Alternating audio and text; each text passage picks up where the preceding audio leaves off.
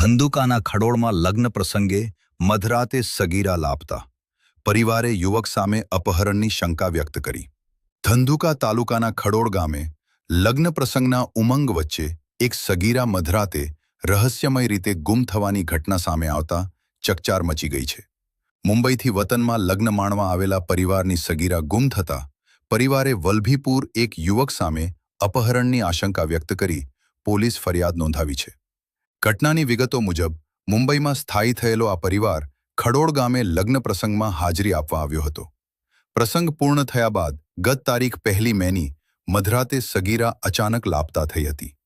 પરિવારે આસપાસ અને સગા સંબંધીઓમાં તપાસ કરવા છતાં તેની કોઈ ભાર મળી ન હતી.